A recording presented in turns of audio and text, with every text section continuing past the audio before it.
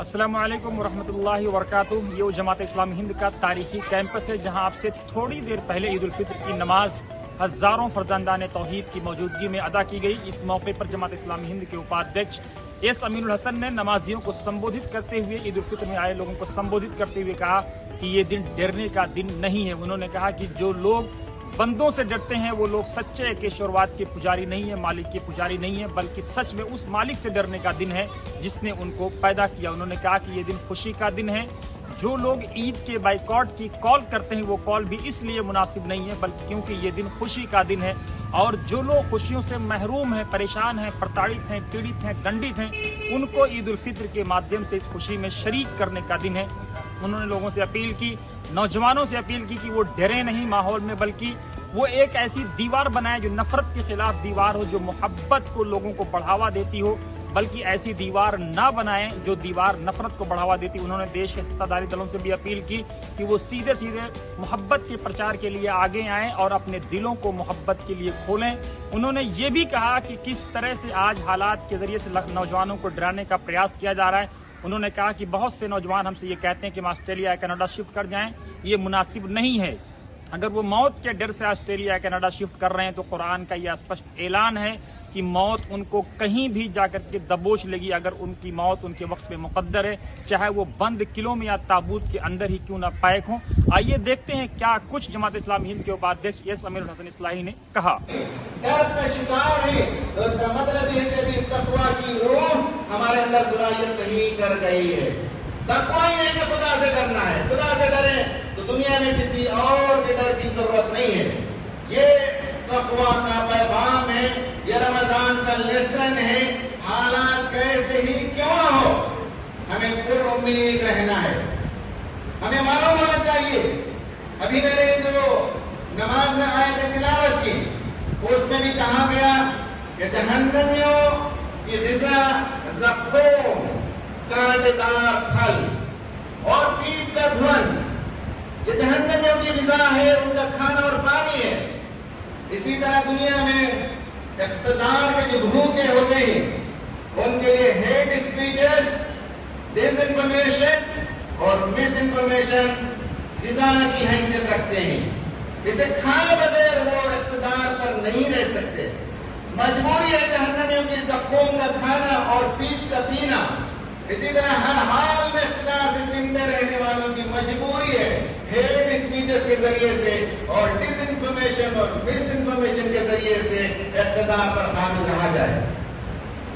ख़वातीन व हज़रात, मुझे बताइए कि डरने वालों से कहीं डरा जाता है? भाई जो साइल होता है भिखारी, कहीं साइल से कोई सवाल करता है, भीख मांगता है? नहीं मांगता, हिमाकत है। साइल से कोई सवाल नहीं करता। डरने वालों से कोई डरता है? हिमाकत है। डर किसको था? मुसलमान मक्के में मुट्ठी भर थे, उंगलियों में गिन सकते थे। डर मुसलमानों को था या अबू जहल को था? रसूलुल्लाह को डर था या अबू लहब को डर था? डर किसे न बताइए। क्या मुसलमानों को डर था? क्या सहाबा किराम को डर था? क्या वो डरते थे? जान का नजराना पेश किया, माली कुर्बानियां पेश की, सब कुछ पेश किया और फिर मुट्ठी भर।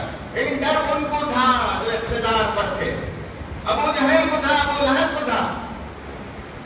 डरने वालों से नहीं डरा जाता है। आज भी एक छोटा सा टोला है जिसे डर है। इस्लाम का जो सारा मैसेज है, इस्लाम के अंदर जो जाज़िबियत है, इस्लाम के अंदर जो मसावात है, इस्लामी तालीमात की जो सादगी है और इस्लामी तालीमात की फितरत से हम आहंगी है, यह ऐसी चीज है कि इसे रोका नहीं जा सकता। लोग इसकी तरफ कछाल कछाल चले आ रहे हैं। डर है कुछ लोगों को इस्लाम से मुतासिर न हो जाएं। डर है कुछ लोगों को कि इस्लाम की कुव्वत बढ़ न जाए। इसलिए वो तरह तरह की कानून साजियां करते हैं। डरने वालों से आप डरेंगे? मैं नौजवानों को खुद बिलखुसूस आज एड्रेस करके कहना चाहता हूं, डरने वालों से नहीं डरा जाता। इस्लाम की तरफ जो रग़बत है, इस शदीद तरीन जमाने में भी लोग इस्लाम की तरफ आ रहे हैं। ابھی ایک ہفتہ پہلے چنئی کی ایک موٹیویشنل اسپیکر، ایک سوشل ورکر، اس نے اسلام قبول کیا. پہلے سے فیس بک میں برسوں سے اس کی تقریر میں دیکھتا رہا، حق بات کہتی تھی، توحید کی بات کہتی تھی، لیکن ابھی اس نے اسلام قبول کیا. کعبۃ اللہ میں جا کر اشہد ان لا الہ الا اللہ و اشہد ان محمد رسول اللہ کا ویڈیو فلم لوگوں کو بھیجا. اس نے بتایا کہ یہ جو ماحول ہندوستان میں پیدا کیا گیا، اس نے مجھے مجبور کیا کہ میں دیکھوں اسلام کیا ہے. واقعتاً مسلمان اتنے برے ہیں کیا؟ اسلام ان کا مذہب ان کی یہی تعلیم دیتا ہے جو بیان کیا جاتا ہے میڈیا میں. میں نے جیسے قرآن کا مطالعہ کیا، مجھ پر حقیقت کھلتی چلی گئی. اور آج میں مسلمان ہوں، اور اس نے مسلمانوں سے کہا یہ غلطی آپ نے کی ہے کہ برس سے قرآن کو تم نے اپنی تجوریوں میں چھپا رکھا تھا. آج اس ملک کے ایک ایک بندے خدا کی ضرورت ہے اس کتاب کو پہنچانے کی. میں درخواست کرتی ہوں تم لوگوں سے کہ قرآن کو باہر نکالیے اپنے الماریوں سے اور تجوریوں سے، اور عوام کو پہنچائیے. عوام اس کے پیاس ہے، یہ اس کا پیغام ہے. میں یہ بتانا چاہتا ہوں کہ آج بھی یہ کشش باقی ہے. آج بھی لوگ اسلام کی طرف آنا چاہتے ہیں. نہ وہ گڑگاؤں میں نماز کا ایشو ہو، نہ وہ حجاب کا ایشو ہو، یہ تمام امور میں خیر کے پہلو نکل رہے ہیں. سنجیدہ اور مطالعہ کر رہے ہیں کہ نماز کیا ہے. اخبارات میں آپ نماز پر ایک بڑے آدھا پیج کا آرٹیکل لکھ نہیں سکتے. گڑگاؤں کے واقعات کے نتیجے میں دسیوں آرٹیکل ہندوستان کے بہت بڑے بڑے اخبار بنا چکے. حجاب پر آپ عام دنوں میں آرٹیکل نہیں لکھ سکتے. عورت کا اسلام میں جو مقام ہے، حیا کا جو آئیڈیا ہے اسلام میں، لباس کا جو کانسیپٹ ہے، اور انٹر سیکس کی جو منگلنگ ہے، دونوں صنفوں کے درمیان ملنا جلنا، خلط ملط، اس کے بارے میں اسلام کے جو صاف شفاف اس کی تعلیمات ہیں، اس پر آپ لکھ نہیں سکتے. لیکن حجاب کے ایشو نے کتنے لوگوں کو مجبور کرتے ہیں پڑھنے اور لکھنے کے لیے. یہ تو حالات ہیں، اسی سے تو ڈرا جا رہا ہے، اس کے بعد میں آپ کو ڈرایا جا رہا ہے. اور نوجوان ہیں کہ ڈرتے جا رہے ہیں.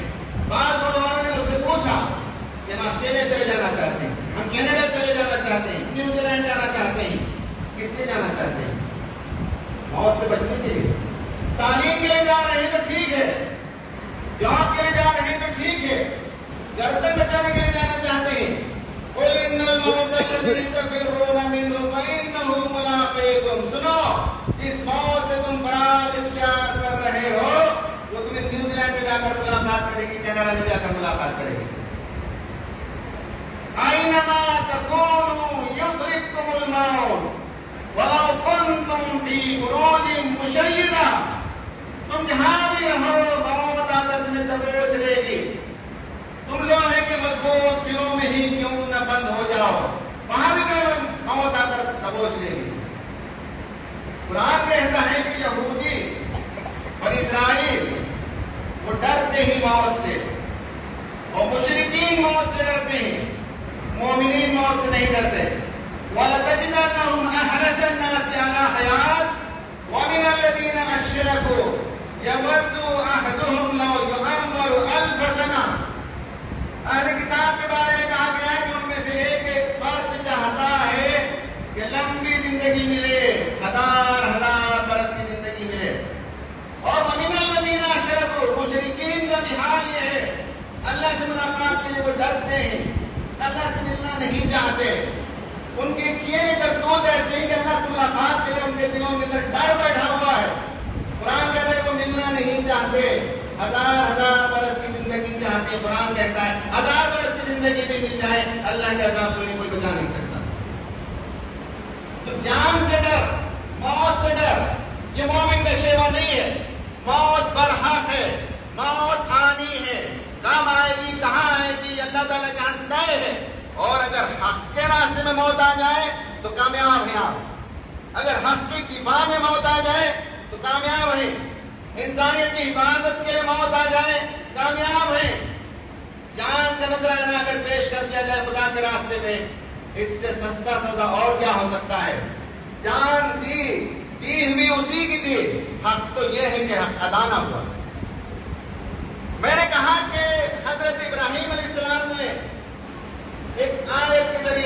حضرت ابراہیم علیہ السلام کا وہ کوٹیشن ہمارے سامنے پیش کیا کہ مومن ڈرتا نہیں اللہ تعالیٰ سے. وَكَيْفَ أَخَافُ مَا أَشْرَكْتُمْ وَلَا تَخَافُونَ أَنَّكُمْ أَشْرَكْتُمْ بِاللَّهِ مَا لَمْ يُنَزِّلْ بِهِ عَلَيْكُمْ سُلْطَانًا فَأَيُّ الْفَرِيقَيْنِ أَحَقُّ بِالْأَمْنِ إِن كُنتُمْ تَعْلَمُونَ. حضرت ابراہیم پوچھتے ہیں میں موحد ہوں, میں کسی سے ڈرتا نہیں. تم جن جن کی پوجا کرتے ہو, جن کے لیے اللہ تعالیٰ نے کوئی سند نازل نہیں کی, ڈرنا تو تم کو چاہیے تھا.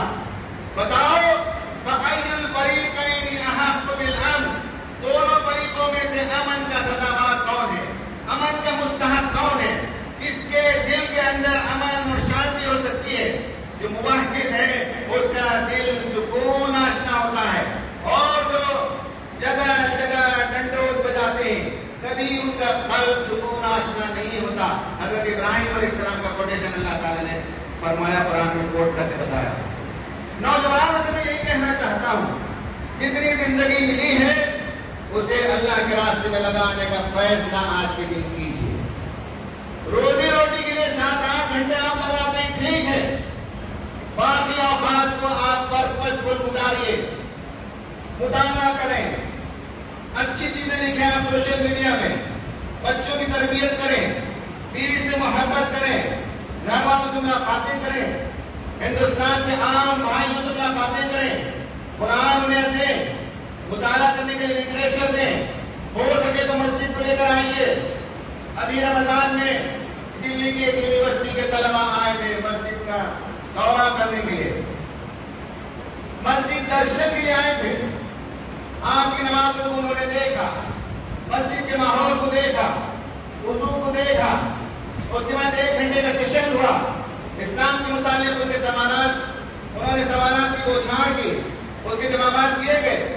واپس لوٹنے کے بعد پروفیسر صاحب نے انڈین ایکسپریس میں آرٹیکل لکھا اور بہت شاندار باتیں انہوں نے لکھی. مسلمانوں کے نماز کو دیکھ کر طلبا کیسے متاثر ہوئے, ہائیجین کا جو کنسیپٹ ہے وضو کا اس کو دیکھ کر کیسے متاثر ہوئے, اسلام کے سلسلے میں جو مسکنسیپشنز ہیں ان کا بیان سننے کے بعد میں کہا کہ ہو سکتا ہے بعض باتوں سے ہم اتفاق نہ کریں لیکن بہت سی باتیں سمجھ میں آئیں.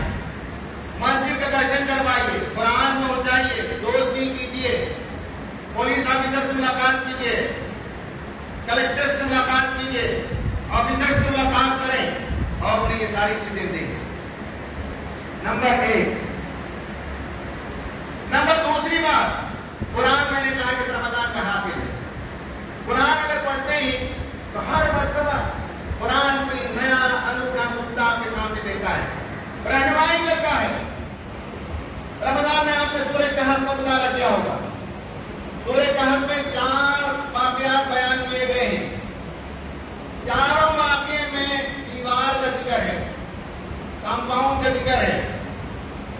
3 تو فزیکل بیریئر کمپاؤنڈ دیواریں ہیں, اور ایک ویژول بیریئر, جیسے کھیتی میں اگرات سے درخت لگا دی جاتی ہیں وہ کمپاؤنڈ ہے لیکن اسے ہم ویژول بیریئر کہتے ہیں, فزیکل بیریئر نہیں. قرآن ہمیں بتاتا ہے کہ توحید کی دعوت کچھ نوجوانوں نے اپنے شہر میں عام کی, اس کے نتیجے میں مخالفت ہوئی. انہیں کہا گیا کہ تمہیں سنسار کر دیں گے. انہوں نے اپنی حد تک توحید کی دعوت کو عام کیا اور اس کے بعد انہیں یہ سجھائی دیا کہ جا کر غار میں پناہ لے لیا جائے. 300 سال تک سو گئے. سولار کیلنڈر کے حساب سے, لونار کیلنڈر کے حساب سے 309 سال تک سو گئے.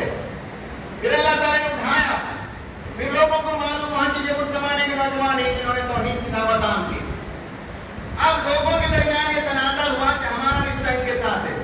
رشتہ جوڑنے میں, نسبت جوڑنے میں, تعلق بنانے میں شرط محسوس کر دیں کہ یہ نوجوان ہمارے خاندان کے, اور کہا کہ ہم ان کی ایک قبر کے اطراف دیوار اٹھائیں گے, ہم مزار بنائیں گے, ہم مسجد بنائیں گے.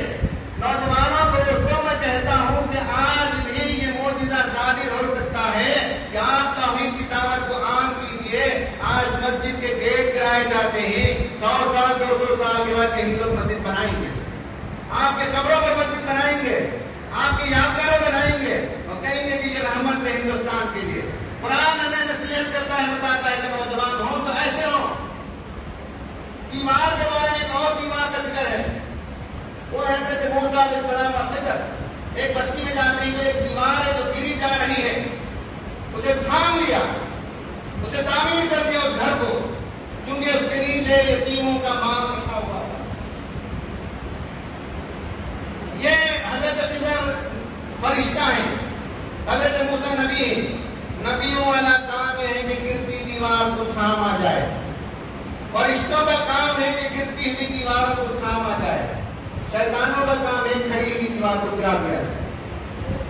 فرشتوں کو اور نبیوں کا کام ہے کہ آنے والی نسلوں کا مالی تحفظ کیا جائے، شیطانوں کا کام یہ ہے کہ آنے والی نسلوں کو برباد کر دیا جائے، فقیر اور فلاش کر دیا جائے۔ قرآن بتاتا ہے کہ آپ کدھر ہیں؟ آپ اگر حزب اللہ ہیں، آپ نبوی کام میں لگے ہوئے ہیں، تو اس ملک میں صرف مسلمانوں کے نہیں، جن جن کی دیواریں گر رہی ہیں ان دیواروں کا تھامیں گے، جن جن یتیموں کا مال کی حفاظت کرنے کی ضرورت آپ محسوس کریں گے، آپ حفاظت کریں گے۔ قرآن ہمیں بتاتا ہے کہ دیوار گراتے نہیں، دیوار بناتے ہیں مسلمان۔ ایک بادشاہ کا ذوالقرنین، عادل بادشاہ وہ ہوتا ہے جس کے پاس لوگ آتے ہوں، اس کے دیوانے خاص نہ کر اپنی شکایتیں پیش کرتے ہوں، اور بادشاہ اتنا خراب بھی ہو کہ ہفتے میں ایک مرتبہ لوگوں سے ملاقات کرنا، ایسا نہیں ہے۔ عادل بادشاہ وہ ہوتا ہے جو عوام کے درمیان جاتا ہے، عوام کے دکھ درد کو پہچانتا ہے، عوام کی تکلیف کو محسوس کرتا ہے۔ ذوالقرنین نے ایکسپیڈیشن کے ٹریول کیا، ایک دن ایسٹ کی طرف گیا، ایک مرتبہ ویسٹ کی طرف سفر کیا، ایک مرتبہ نارتھ کی طرف سفر کیا۔ وہاں لوگوں نے بتایا کہ یہاں فساد ہی آتے ہیں، قرآن نے کہا مفسدون، یہاں بلوائی آتے ہیں، یہاں ریٹرز آتے ہیں، بستی میں فساد مچاتے ہیں، گھروں کو گرا دیتے ہیں، مال لوٹ کر لے چلے جاتے ہیں۔ اے بادشاہ کوئی تحفظ کا کام کیجیے۔ بادشاہ نے ذوالقرنین نے کہا میں ایک دیوار بنا دیتا ہوں، فسادیوں کو روکنے کے لیے دیوار بنا دیا۔ عادل بادشاہ ذوالقرنین، ظالم بادشاہ ہوتے ہیں دیواروں کو گراتے ہیں، فسادیوں کو موقع دیتے ہیں۔ عادل بادشاہ وہ ہوتے ہیں جو فسادیوں کو روکتے ہیں اور دیوار کھڑی کر دیتے ہیں۔ قرآن کا مطالعہ کریں تو ہر زمانے کے لحاظ سے آپ کو رہنمائی ملے گی۔ قرآن بتاتا ہے ایمان والے وہ ہوتے ہیں جن پر لوگ آپ کے چل کر ان سے نسبت جوڑتے ہیں۔ نبیوں کا کام، نبیوں والا کام اور فرشتوں کا کام یہ ہے کہ دیوار کو تھامتے ہیں۔ عادل حکمران وہ ہوتے ہیں جو فسادوں کو روکتے ہیں اور فساد کے راستے میں دیوار بن کر وہ خود کھڑے ہو جاتے ہیں اور سیسا پلائی دیوار کھڑی کر دیتے ہیں۔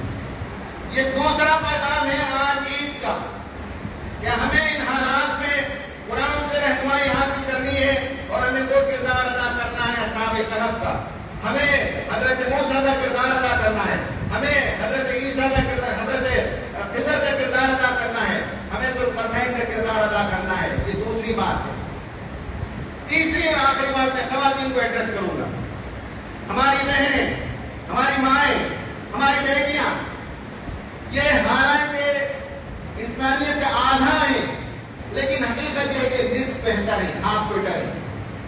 اس لیے کہ آئندہ نسلوں کی تقدیر ان کے ہاتھ میں ہے، آئندہ نسلوں کی تربیت ان کی گود میں ہے۔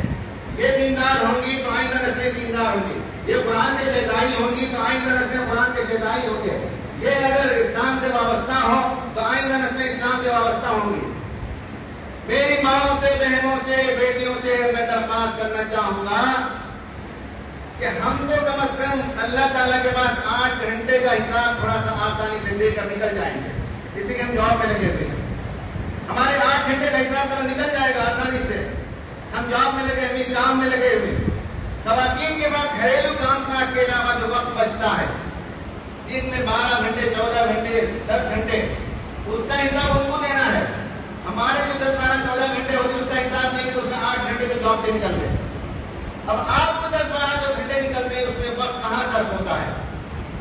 وقت اگر باتوں میں، وقت اگر سوشل میڈیا میں، وقت اگر غیبت میں، وقت اگر سیریلز اور سنیما میں گزرتا ہے تو اس کا حساب کتاب دینا ہوگا، کٹھن حساب کتاب ہوگا۔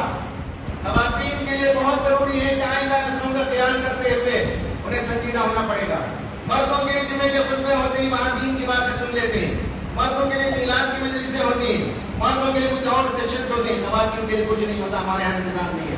میں خواتین سے چاہوں گا کہ وہ اجتماعیت سے وابستہ ہوں، چھوٹی چھوٹی جماعتیں بنائیں، چھوٹے چھوٹے گروپ بنائیں، قرآن کا مطالعہ کریں جیسے کہ رمضان میں وہ کیا کرتی تھی، اجتماعات کریں، دین سے واقفیت حاصل کریں، اور خواتین کے لیے ایک بہت ضروری سبق ہے پیرنٹنگ۔ بچوں کی تربیت ہمارے ماں باپ کے لیے اتنا بڑا چیلنج نہیں تھا، وہ زمانہ اتنا پرفتن نہیں تھا، آج پرفتن زمانہ ہے۔ آج ہمیں اپنے بچوں کی تربیت کے لیے بڑے چیلنجز ہیں، اور ان چیلنجز کا مقابلہ اس وقت کر سکتی ہیں ہماری مائیں، بہنیں، بیٹیاں، جب انہیں پیرنٹنگ کا گر معلوم ہو، پیرنٹنگ کا اسکل معلوم ہو، کیسے فن پرورش کو سیکھیں اور جانیں کہ بچوں کی تربیت کیسے کی جاتی ہے۔ اور اگر بچوں کی صحیح تربیت کر لیں گے تو امت کا بیڑا پار ہے، امت کا مستقبل روشن ہے۔ اگر ہماری عورتیں اپنا وقت ضائع کرتی ہیں تو یہ لکھ لیجیے کہ ہماری امت کا مستقبل تاریخ ہے۔ تو عورتوں پر بہت بڑی ذمہ داری ہے آنے والے زمانے میں کہ وقت کا خیال رکھیں، وقت کی قدر کریں، اور اپنے آپ کو علم سے لیس کریں، صلاحیتوں سے لیس کریں، ٹیلنٹ پیدا کریں، اپنی نئی نسل کی اچھی تربیت کی کوشش کریں۔ یہ ان کی ذمہ داری ہے۔ خواتین حضرات، میں اپنی گفتگو ختم کر چکا ہوں۔